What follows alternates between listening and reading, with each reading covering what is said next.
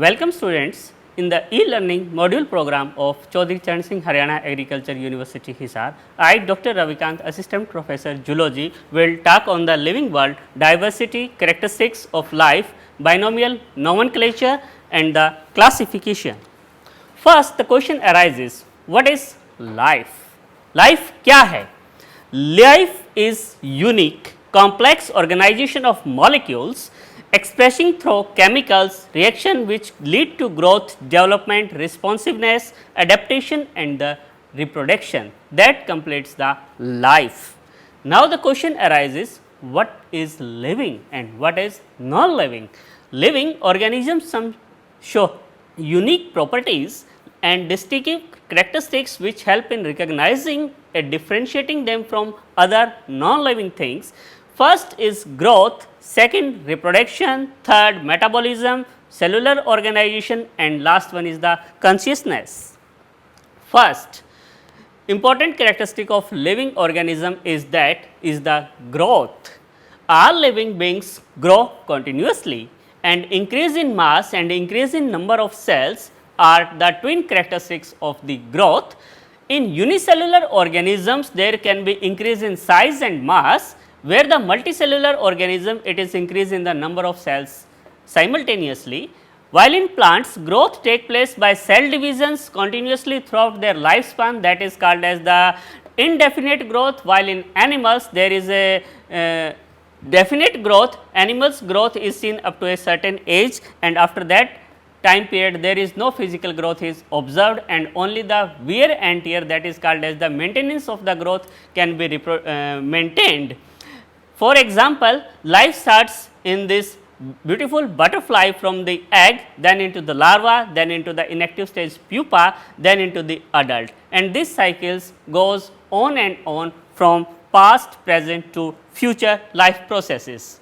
Next, non-living objects also grow if we take increase in the body mass as a criteria of the growth, but these objects extrinsic growth is present and increase in the mass of the body from outside like as mountains, sand dunes, builders etc. Growth therefore cannot be taken as the defining properties of the living organisms. Along with the growth we also include the property of living organism, that is the reproduction. Reproduction is defined as the production of progeny possesses feature more or less similar like those of the parents. The organism can produce asexually while as the sexually. Asexually means without involving the sex organelles, while sexually reproduction means the involvement of the sex organelles during the life process. There can be different method of asexual reproduction in the different form of the various organisms like as budding, fusion, fission etc. Production of the synonymous with growth in unicellular organism, increase in the number of cells is equivalent to the reproduction, they increase in their body mass. Further, there are some organisms which do not produce at all like as worker bees and mules because they are sterile in nature. Hence, reproduction also cannot be all inclusive property of living organisms. Next is the metabolism. It is the fundamental characteristics property of living organisms. It is the sum of total of chemical reactions taking place in the body of an organism. Some of the chemical reactions are constructive, they are called as anabolic reactions, and where the other are destructive, that are called as the catabolic reactions. If anabolism exceed over the catabolism, growth will take place and all the living beings shows metabolism, but the living objects of this feature is absent. It is the defining property of living organism. Metabolic reactions can be demonstrated outside in the body in a free cell free system. An isolated metabolic reactions in the test tube is neither living or nor living because of this property. Hence, while metabolism is defining feature of all living organisms, without exception isolated metabolic reactions in vitro are not living things, but surely living reactions. Next property of living organism is that the cellular organization. All the living things have fundamental basic unit of life, that is the cell, and the level of the organizations of living organisms are called as the cellular organization. Last property of the living organism we are describing here, that is the consciousness. All the living beings respond to the external stimuli. The response given to an organism to stimulus is called as consciousness, and the responses are perceived from the environment with the help of various sensory organs present in their body. It is because of the presence of either nervous system or specific sensory structures like as eyes, ear, nose, skin, olfactory lobes, etc. in the different form of the life, humans are having self consciousness, thus it becoming the defining property of living beings. It is most obvious and technically complicated feature of all living organisms. Next, we will discuss about the diversity of the living world, that is called as the biodiversity or also called as the biological biodiversity. Greek word bios, that means life, and diversity means forms. So, we will describe as biodiversity is the different forms of the life, defined as the vast of array of species of microorganisms, alga, fungi, plantae, animals occurring in the earth either in the terrestrial habit or in the aquatic forms or other ecological complexes in which they are part. Predicted number of total species on the earth is about 5 to 50 million, and average number estimated is 14 million. Number of taxonomically known species ranges between 1.7 to 1.8 million. They include near about 1.2 million animals, and however 0.5 million species are taxonomically characterized as the plants.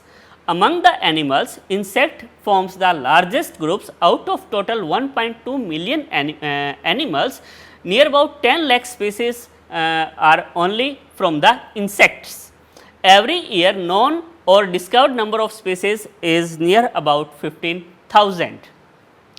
Ernest Mayr, that is known as the evolutionary biologist who also recognized as the Darwin of the 20th century. What is the important need of classification? Why we do classification? First, there are number of millions of organisms varying greatly in the form, structure and complexity. It is impossible to study all of them individually. To make the study of organisms easier, scientists divided the organisms into different ranks and categories on the basis of similarities and dissimilarities. This method of placing organism into group of or the subgroups are called as position them according to their taxa. It throws light into the origin of the organism. Next, it gives information about the evolutionary relationship between the organisms. By studying one member of group, the broad idea regarding all organism of the groups can be obtained. For example, if we discuss about a cow, we have to know about all the mammals present in this class Mammalia, having the same characteristic features of the mammals. We did not need to go every organism that are produced in the single class Mammalia. Next is the systematics. It is a branch of biology that deals with the cataloging living organism into the categories, study of diversity of organism and their comparative and evolutionary relationship. Or next branch is biology, that is the taxonomy, branch of science that deals with the study of principles and procedures of the classification of organisms. It include characterization, identification, nomenclature and the classification. It is simply understanding by the example of a new admitted student in the university. A student has provided with a unique admission number. That admission number shows its class, its admission number, its college and its appropriate position in that university. For example, first characterization, the organism is to be studied is described for its morphological and the other characteristics. For example, we are discussing about the newly admitted student in the university. We have to characterize that it should be placed in the which college and which class. Next, identification. Based upon the characteristic studies, identification of the organism carried out to know whether it is similar to the previously positioned animal or the taxa or dissimilar with the presently positioned taxa. Classification of the organism now classified on the basis of the resemblance or the disresemblance of the taxa. It is possible that it may be resembled to any taxa or the group. A new taxon or group is rare to accommodate it. Next, nomenclature, जिसको हम बोलते हैं नामकरण करना. It is given to a specific name to the particular organism. There is a need to standardize the naming of the living organisms so that particular organism is known by its name all over the world. A variety of nomenclature methods are described below. First, vernacular name or called as the local name. For example, chidi. Chidi is used to all living flying birds, but locally we chidi, that is known as the sparrow, but the local languages varies from one place to other and language to one language to other language, and that are not universal. Scientific name, it gives universal name to the organism on the basis of the definite rules and criteria. For example, ourselves, human beings, are known as Homo sapiens throughout the scientific world. First, we will discuss about the binomial nomenclature that was proposed by Carolus Linnaeus. Some important rules of the nomenclature are biological name of generally that should be in Latinized or written in italics. They are adapted directly from the Latin language or the Greek language, or they are Latinized from other languages to the Latin language. The main fundamental part of this system is that first word of biological name represents the genus and second word of the component denote the specific epithet or also called as the species. Both the word in the biological name are, if handwritten, that should be underlined, or if printed, they should be italics font. That shows they are Latinized origin. The first word denoting the genus start with the capital letter, while the specific epithet, that is known as the species, start with the small letter. For example, garden pea Pisum stivum L. L in this bracket shows the name of the scientist who gave this name. For example, L stands for the Linnaeus. Linnaeus, who gave principles of the binomial nomenclature in Philosopha Botanica, but nomenclature was first used by him in the book that is known as Species Planetarium, where he named and described near about 5,900 species of the plant were given out. Later he published a next book that is known as the Systema Naturae, having describing 4,326 species of the animals were described. Then the standardization of the scientific names by the different societies. First example, ICBN, it was originated in 1961. International Code for the Botanical Nomenclature, ICZN, International Code for the Zoological Nomenclature, ICNB, International Code for Nomenclature of Bacteria, ICNCP, International Code for Nomenclature of Cultivated Plants, ICTV, International Committee for the Taxonomy of Viruses, and so many committees and societies are established for providing the scientific nomenclature of the different organism at the present time. Next, we will discuss about the taxonomic categories. Classification involves the hierarchy of the steps, which each step represents a rank, or also called as the taxonomic category, or also called as the taxon. All categories together constitute the taxonomic hierarchy, and each taxa represents the unit of the classification.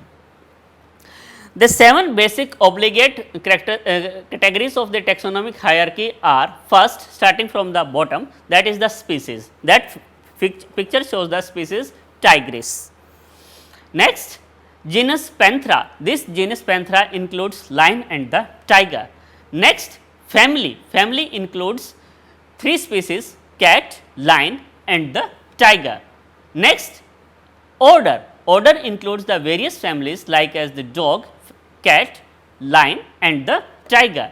Next, higher category is the mammals or the mammalia, that is called as the class Mammalia.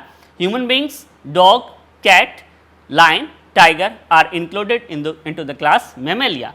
Next is the Chordata, phylum Chordata, birds, man, human beings, dogs, cat, lion, tiger, all included into the common phylum, that is called as the phylum Chordata. And the super most hierarchy is the kingdom, that is called as the Animalia, that includes the insects, that is the picture shows the honeybees, birds, human beings, dog, cat, lion and the tiger. That are the 7 obligate characteristics of the taxonomic hierarchy. We will discuss one by one now. First, species. It is the smallest fundamental unit of the classification. It is the group of closely related individuals with similar morphological, anatomical, biochemical, cytological characteristics and have to ability to produce fertile offsprings with the interbreeding processes. The individuals of the species share common gene pool and it is reproductively isolated, thus genetically closed system. The species term first time given by the John Ray and it is the lowest category of the classification. Next, genus. It is a group of closely related species which have been more characteristic in common and comparison to the species of other genera like as potato, macaw, brinjal are the 3 different species belonging to the same genus Solanum. Lion, leopard, tiger have several common features belonging to the same genus, that is known as the Panthera. Next is the higher level, that is known as the family. A group of related genera are still less number of similarities are compared to the genus or the species, and families are characterized on the basis of the both vegetative and reproductive feature in case of plants. For example, genus Panthera and Felis, that is known as cat, are put together in the family Felidae. Next higher level is the order. All the group of related families which exhibited few similar characteristics, a similar characteristics are less in number as compared to the different genera including a family. For example, animals like in the carnivora include families like as Felidae and the Canidae. Class, a group of related order, for example, plants order like as Spinidales of mango and Polymerales including the class Dicotyledonea and order Volvocales and the conjugales are included in the Chlorophyceae. In animals, order Primata having the basic features include man and monkey, and order Carnivora, cat and dog are included in the single class, that is known as the Mammalia. Next higher division that is higher level is the phylum or the division. It is a group of related classes. The phylum Chordata of mammals containing not only the mammals but also aves, reptiles, amphibia and the osteichthyes, because Chordata includes notochord as the common feature in all these classes. While in case of plants, few classes are categorized with the common feature into the common phylum, and the phylum is used in the mammals, while instead of phylum the term division is used in case of kingdom Plantae. Next is the kingdom. It is the highest category of the hierarchy which related to the phylum or the divisions. Kingdom Animalia include all animals belonging to the different phyla, while kingdom Plantae includes all plants of the various divisions. Higher the category, higher the number of the organism and lesser the number of the common characteristics, and taxon is the taxonomic group of real organisms assigned into a particular category, and category represents rank, level of hierarchy. And next we will discuss about the taxonomical aids. What are the aids that are used commonly in the taxonomical studies? First is the herbarium. It is defined as the storehouses of the collected plant species that are dried, pressed, preserved on the sheets, and these sheets are arranged in the particular sequence of acceptance of the classification of the systematic herbaria, also serve as quick referral system of the taxonomic studies, and preservation of these plant material are done by drying and pressing techniques. And the various steps of herbarium technique are involving collection first, then drying, poisoning, mounting, stitching, labeling and deposition. And the greatest herbarium of the world is the Royal Botanical Garden that is present in the England and having more than 6 million specimens, and largest herbarium as far as concerned in India is the Central National Herbarium Kolkata, including the 200 million 20 lakh specimens. This is the classical examples of the herbaria seeds, how they are produced, and these next are the botanical gardens. Specialized gardens that are collected in the living plants in for their reference studies. Plant species of these gardens are grown in a specific identification purpose, and each plant is labeled indicating in the botanical or the scientific name and its family, providing the means of ex situ conservation and record of local flora for monographic work and identification purpose. Some important botanical gardens are Royal Botanical Garden in England and Indian Botanical Garden Kolkata, Lloyd Botanical Garden Darjeeling, National Botanical Research Institute Lucknow. Next is the museums.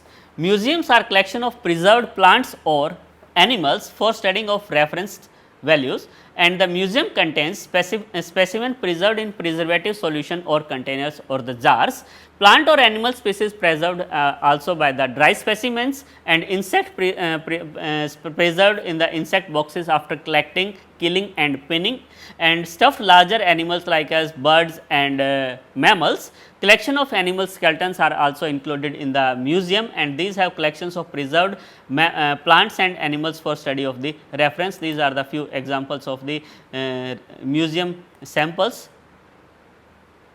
how they are preserved in the specimen.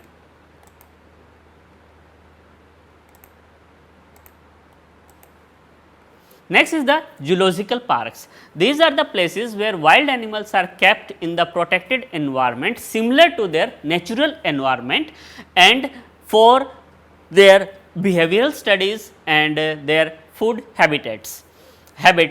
All animals in the zoo are provided as far as possible the conditions similar to the natural habits. Children love visiting these parks, commonly called as zoos. Objective of public exhibition to understand the wildlife, recreation, education, ex situ conservation and breeding of the rare fauna. National Zoological Park Delhi is the one of the finest zoo in Asia and largest zoo is present in the world, that is in the Kruger, South Africa.